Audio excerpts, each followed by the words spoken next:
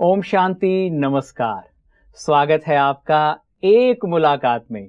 दोस्तों कहते हैं जो नशा, जो खुशी है किसी का दर्द मिटाने में, वो नशा और खुशी कहाँ ज़माने में। और हमारे लिए बड़ी खुशी की बात है कि आज हमारे साथ हैं सबका दर्द मिटाने वाले, सबको मुस्कान देने वाले डॉक्टर अशोक मेहता जी। आप भारत और विश्व के जाने माने कैंसर सर्जन हैं। मुंबई से हैं आप।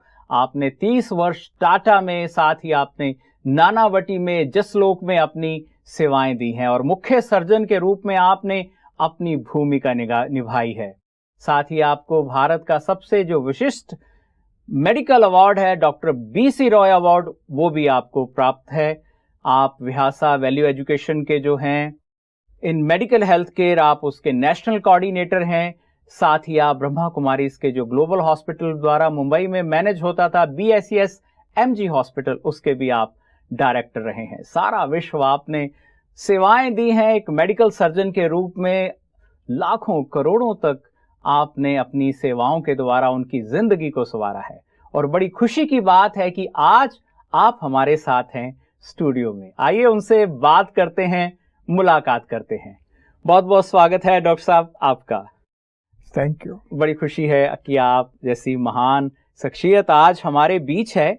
मैं आपको देखता हूं तो मुझे सदियों पहले के, युगों पहले के वो ऋषि नजर आ जाते हैं जो आध्यात्म में और जीवन के विज्ञान में, वो मेडिकल के विज्ञान में बहुत उन्नत थे और एक संपूर्ण जीवन को जानते थे और सबकी मदद करते थे। और आपको देख के मुझे सदा वैसा ही महसूस होता है और आज मैं अपनी खुशी बयान ही कर सकता हूं कि आप हमारे साथ। तो क्या आनंद मिलता है सबका दर्द मिटाने में। The beauty lies in the beholder's eyes। आपकी दृष्टि इतनी सुंदर है, आपको सब अच्छा दिखाई पड़ता है। मेरे अंदर आपको एंशिएंट ऋषि दिखाई पड़ते हैं, ये भी बहुत अच्छा लगता है। हमारे भारत के अंदर तंबाकू बहुत लोग खाते हैं।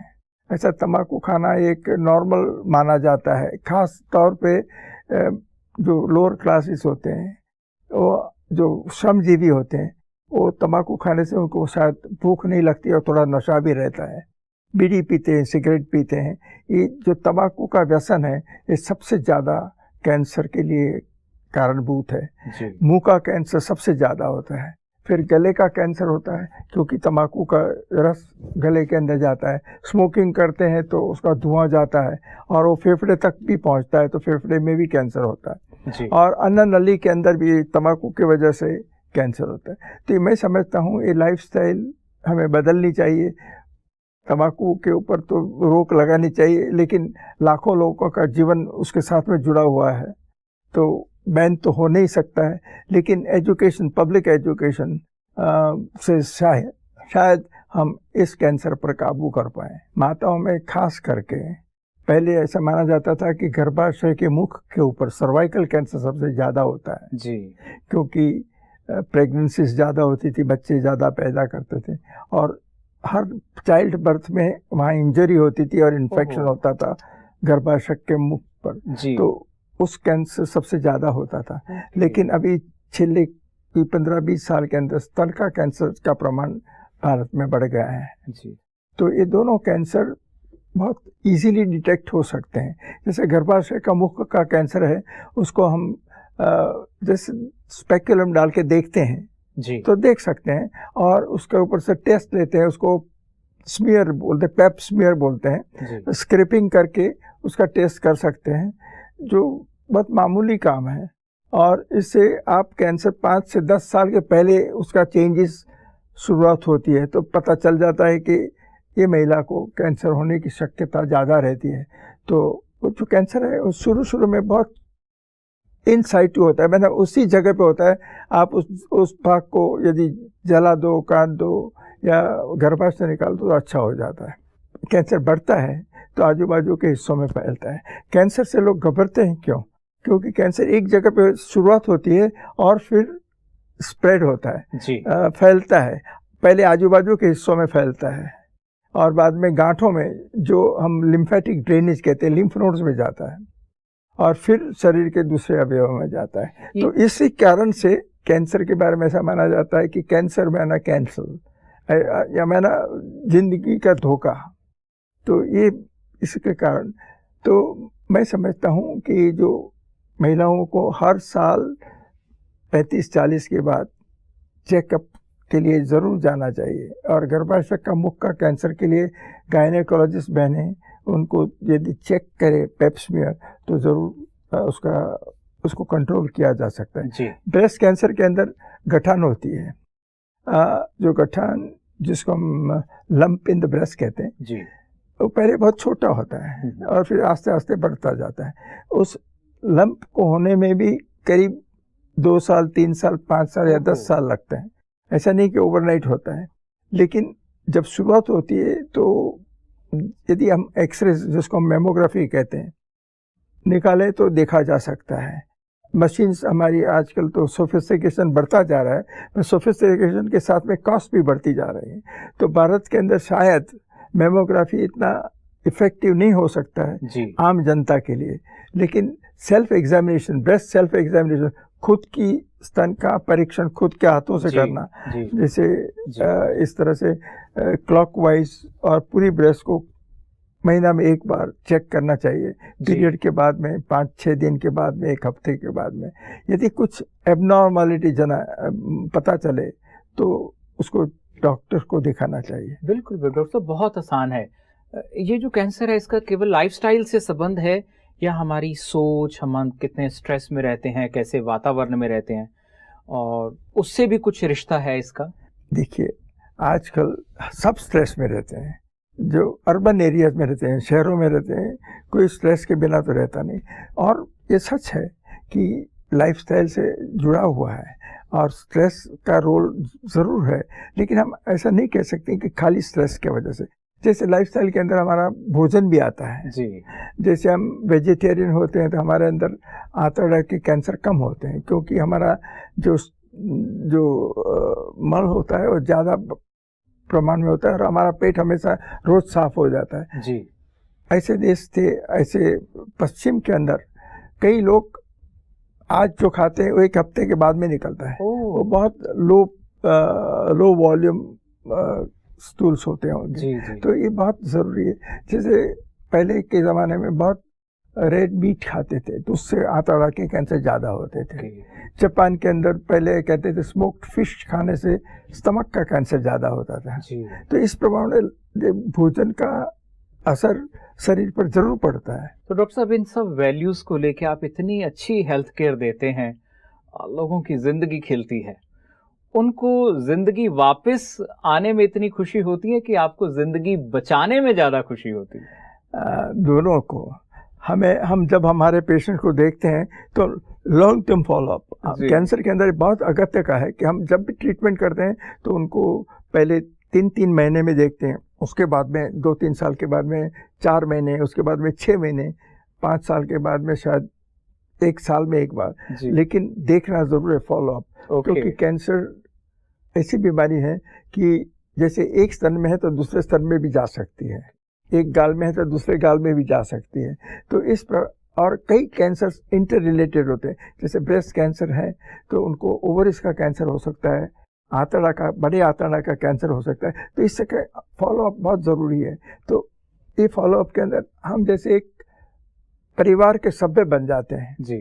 हमारा नाता एक दूसरों से बहुत प्यार का होता है, इसीलिए आपका जो सक्सेस रेट है वो बहुत अच्छा है। पेशेंट प्रजापिता ब्रह्मा कुमारी ईश्वरीय विश्वविद्यालय की जो मुख्य प्रशासिका थी, अभी वो नहीं है, दादी हृदय मोहिनी जी, हम प्यार से दादी गुलजार जी कहते थे, आपने उनका 80s में आपने उनका इलाज किया था, उनकी सर्जरी की थी, और उसका थोड़ा सा एक्सपीरियंस बताएं, क्योंकि सबने उनसे बहुत पाया और आपके साथ उनका बहुत प्रेम का नाता था।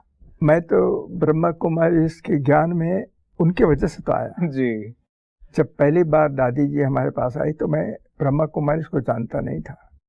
उनके सफ़ेद वस्त्र देखा और उनका चेहरे से ऐसा लगा ये कोई महान सन्यासी नहीं है, क्योंकि हमें मतलब पता नहीं था ब्रह्मा कुमारी कौन है। और मुझे एक समझो एक वरदान ही था, मैं बहुत मुनि महाराज और सन्यासियों की ट्रीटमेंट करता था जी। क्योंकि मैं सोचता था कि परमात्मा की शोध में इन्होंने पूरा जीवन अर्पण कर दिया है, मुझे परमात्मा की खोज की बहुत इच्छा है, लेकिन मैं ये नहीं कर पाता हूँ। तो मेरे साथ बहुत उनकी उत्तम जीवन है। जी। तो मैं एक चीज़ जरूर कर सकता हूँ, उनकी सेवा कर सकता हूँ। तो मुझे इस सेवा का बहुत शौक था। तो जब आई तो मैं बहुत प्यार से उनको देखा और किसी ने मुझे बताया नहीं ये कौन है। उनके साथ में 3 भाई आए थे और एक बहन थी और फिर मुझे कहा गया था कि उनको स्तन का कैंसर है और डायग्नोसिस हुआ था। मुझे उनको देखना था। मैंने उनको देखा। देखने के बाद में हमारी जो कुछ वेस्टर्न ट्रेनिंग होती है तो हम हमेशा जी। हमारा ज्ञान उनको इन्फॉर्मेशन के रूप में देना चाहिए। तो हमने उनको पूछा आपका कोई प्रश्न है क्या कि आपको कैंसर है? उन्होंने कहा कोई प्रश्न नहीं है। आपको कब ऑपरेशन कराना चाहेंगे? आपको ऑपरेशन की ज़रूरत है, कब चाहेंगे करें? तो बोला कल कर दो। तो मैंने सोचा कि ये तो बहुत अजीब सा है। नहीं तो बहुत प्रश्न होते हैं जी। कौन सा स्टेज है, आप क्या करेंगे, कितने दिन रहना पड़ेगा, आदि आदि बहुत प्रश्न होते हैं। इन्होंने एक भी प्रश्न नहीं सहज पूछा। स्वीकार जो है उसके साथ कोई क्वेश्चन ही नहीं। सरलता। सरलता। एक तो प्रश्नचित नहीं, प्रसन्नचित सदा। मुझे पहला अनुभव हुआ कि दादी जी ने कुछ प्रश्न नहीं पूछा और दूसरे दिन हमने उनका ऑपरेशन तय किया। जी। तो जैसे मैंने सोचा था जब सन्यासी आते हैं तो नॉर्मली हम उनको जहाँ खर्चा नहीं होता है वहाँ रखते हैं। जी। तो उन्होंने कहा, शाम को मुझे पता चला कि उनको तो सबसे ऊंचा डीलक्स क्लास होता है, उनमें दाखिल किया था। मैंने सोचा ये शायद अगत्य की व्यक्ति है। तो दूसरे दिन उनका ऑपरेशन रखा था। तो मैं सुबह में 7:30 बजे अस्पताल जाता था। तो एक को दो पेशेंट को देख के 8 बजे ऑपरेशन रखा था। तो मैं जब कोई पेशेंट का एक्सरे देखता था, उस मेरी पीठ के पीछे एक दूसरी महान व्यक्ति खड़ी थी। जी। मैंने जब नज़र दिखाई तो वहाँ हमारी दादी प्रकाशमणि जी थी। मैं उनको जानता नहीं था, ना किसी ने मुझे इंट्रोड्यूस किया। तो मैंने सोचा, मैंने उनको पूछा कि आप यहाँ क्यों आना हुआ? तो उन्होंने कहा ये मेरी सखी का ऑपरेशन आप आज करने जा रहे हैं, तो मैं खास उसके लिए पंजाब से आई हूँ और शाम को मुझे आबू जाना है। जी। तो मुझे भी अजीब लगा कि जब तक मुझे मालूम नहीं था कि, तो मैंने सोचा कि आपने इतनी तकलीफ क्यों ली, ऐसा हंसते हंसते कहा। तो बाद में पता चला कि दादी प्रकाशमणि ये हमारे ऑर्गेनाइजेशन चीफ जी, उस समय चीफ थी। और दादी गुलजार तो उनका तो कोई एक रोल ही अलग था। जी। 1 in 6 बिलियन थी। जी।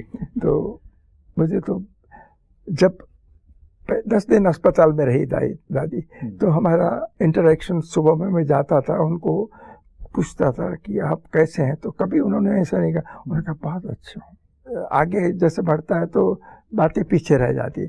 लेकिन जब यहाँ आया तो ये उजागर हुआ कि ये सेवा का मौका है। बिल्कुल ऐसा एकदम क्लिक हुआ। हाँ। एकदम और मन में इसके लिए हाँ, उसके लिए फिर हमारे जो भाई साहब है निर्वर भाई जी, उनको भी एंजाइना हुआ था उसी दिन।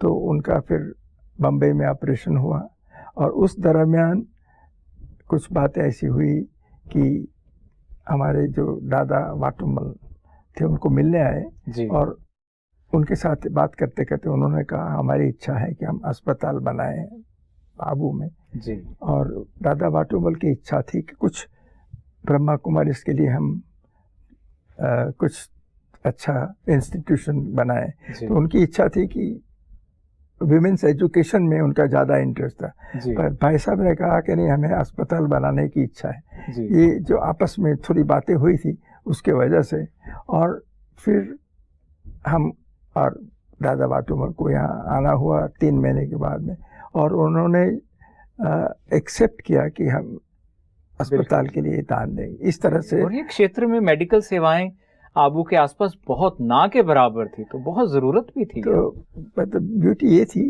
कि आबू के अंदर जो आबादी है 20,000 की है जी, और सालों से 20,000 की है। तो यहाँ तो अस्पताल बनाना है तो 10 बेड से ज़्यादा अस्पताल नहीं बना सकते according to the rules, rule books. तो उन्होंने कहा आपको यहाँ बनानी तो 10 बेड की अस्पताल। उन्होंने कहा हमको तो यहाँ मिशन अस्पताल बनानी है ब्रह्मा कुमारी के साथ में। जैसे वेलोर में क्रिश्चियन मिशन की बड़ी अस्पताल है, वो आज से 100 साल के पहले छोटे गांव में शुरुआत हुई थी, हमें भी इस तरह से यहाँ शुरुआत करनी है। तो उन्होंने कहा ठीक है, तो आप एक काम करें 30 बेड की। उनको कहा कि 30 बेड के अंदर भी हम काम नहीं कर सकते, हमको ज़्यादा बड़ी बनानी है। तो उन्होंने कहा 70 बेड से ज़्यादा नहीं बना सकते हैं, 70 बेड्स। फिर हमने जाके जो प्लानिंग किया उसके अंदर 125 बेड की अस्पताल बनाई, क्योंकि एक्सपेंशन तो ज़रूरी पड़ेगा। लेकिन जैसे समय की आज ये अस्पताल के अंदर पूरी सब फैसिलिटीज़ है, शहर के लिए माउंट आबू के लिए कोई एक दुआ है जी। और अभी तो माउंट आबू के ऊपर कंस्ट्रक्शन नहीं हो सकता है, उसके वजह से आबू की तलेटी के अंदर ट्रॉमा सेंटर बना हुआ है, आई अस्पताल बनी हुई है और काफ़ी सेवाएं हो रही है। और ट्रॉमा सेंटर के अंदर जैसे आजकल रोड एक्सीडेंट्स बढ़ते जाते हैं, तो इस सेवाओं की बहुत ज़रूरत है। देखिए कितना अच्छा, सेवा भावी भावनाओं से भरी हुई आत्माएं जब मिलते हैं, लोग मिलते हैं, आपके अंदर सेवा भावनाएं, खूबा दादा, वाटुमल दादा, उनके अंदर सेवा की भावना, इधर निर्वैर भाई ऑर्गेनाइजेशन, उनके अंदर सेवा की भावना, तो सब सेवाओं की जो भावनाएं मिली आपस में, तो कितना उससे हमें सेवा हो रही। तो मैं समझता हूँ कि एक पॉजिटिव चिंतन जी। मैं ब्रह्मा कुमारी से बारे में कई लोग मेरे को पूछते हैं आप ब्रह्मा कुमारी में कैसे चले गए, क्योंकि उसके पहले हम ओशो में जा रहे थे जी। ओशो मुझे बहुत प्रिय था, क्योंकि उनकी वाणी बहुत प्रभावित थी और हर आध्यात्मिक के हर पहलू पर बोलते थे। जैसे जैनिज्म पर बोलते थे, वेदों पर बोलते थे, जो भी गुरु हो गए मीरा के ऊपर बोलते थे जी। तो मुझे बहुत प्रिय लगते थे। तो जैसे हमें किसी ने तैयार किया और फिर हम ब्रह्मा कुमारी में आए और परमात्मा मिले। जब पहली बार पता चला कि दादी के पास हमें लेके गए, व्यक्त बाप दादा का परमात्मा अवतरण हुआ था, तो उस टाइम हमें मालूम नहीं था ये क्या है। लेकिन जैसे हम गए और फिर बाद में पढ़ाई की, ज्ञान दिया, तो बहुत अच्छा लगा और हम फाइनल डेस्टिनेशन पे आ गए। ढूंढते थे परमात्मा को, तो पहुंच गए परमात्मा के पास। और देखिए कितना अच्छा, सेवा जो है वो कहाँ से कहाँ तक लेकर गई आपकी। अब मैं अगर ऐसे साक्षी दृष्टा होकर देखूं तो आपके जीवन में ज्ञान तो है, शारीरिक स्तर पे, मानसिक स्तर पे, आध्यात्मिक आत्मिक चेतना के स्तर पे, मेडिकल स्तर पे, योगी आपका जीवन है, सेवा आपके जीवन में, इतनी अच्छी धारणाएं हैं। तो एक संपूर्ण जीवन की जो तस्वीर है वो आपके जीवन में मिलती है। लेकिन यहाँ का जो परमात्मा ज्ञान जी और आत्मा का ज्ञान है, ये सबसे प्रिय है।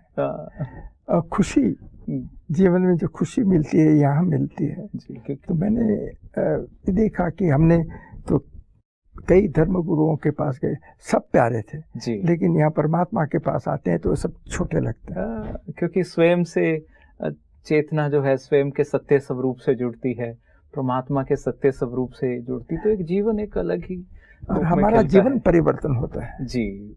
धारणा में वो चीज जो है वो धारणा में उतर आती है। संस्कार परिवर्तन तो बहुत डिफिकल्ट है।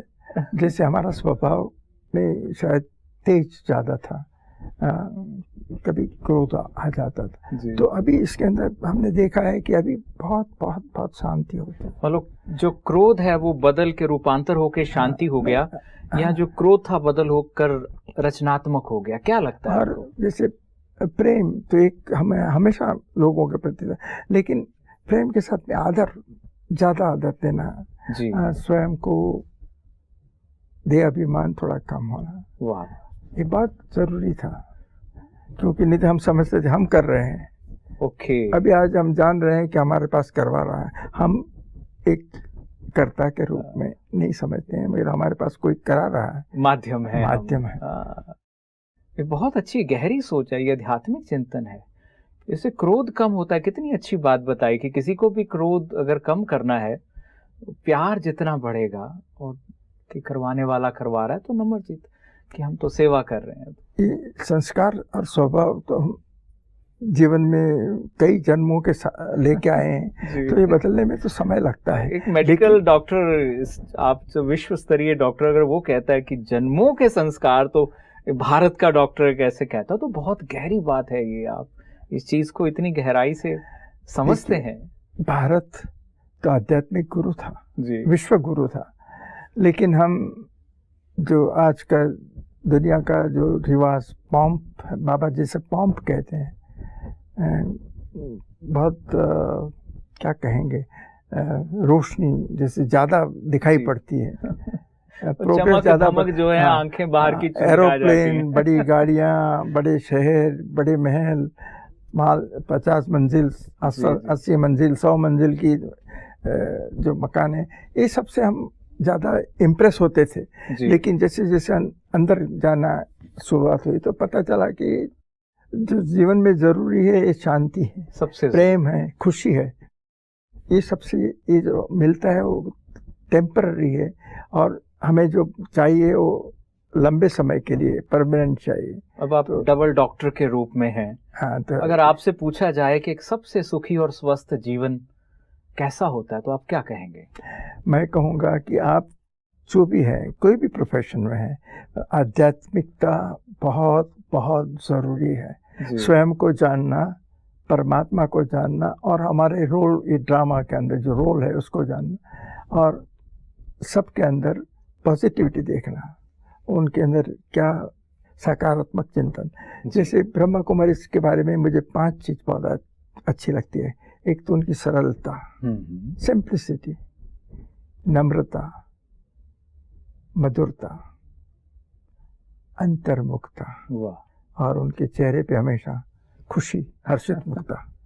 तो मैं समझता हूँ ये सबके लिए ज़रूरी है जी। लेकिन ये है आध्यात्मिकता की वजह से, स्वयं को जानने की वजह से, परमात्मा को जानने की वजह से, और हमारे रोल को जानने की वजह से। डॉक्टर साहब, बहुत ही हमें अच्छा लगा कि आप जैसा एक महान किरदार बजाने वाला व्यक्तित्व, इतना सुंदर आपका जीवन, इतना सेवा भावी आपका जीवन, आपने हमारे बीच आकर अपने जीवन के अनुभव को, ज्ञान को साझा किया।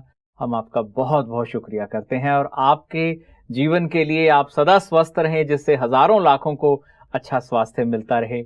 ऐसी शुभकामनाओं के साथ आपका बहुत बहुत धन्यवाद। मैं आपका धन्यवाद करता हूँ। Thank you.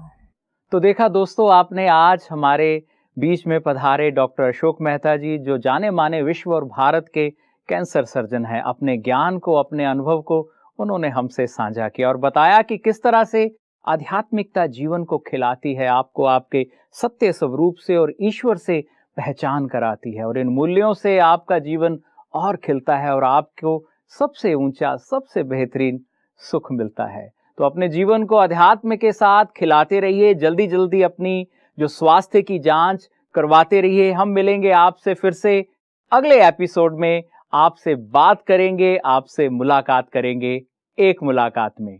ओम शांति, धन्यवाद।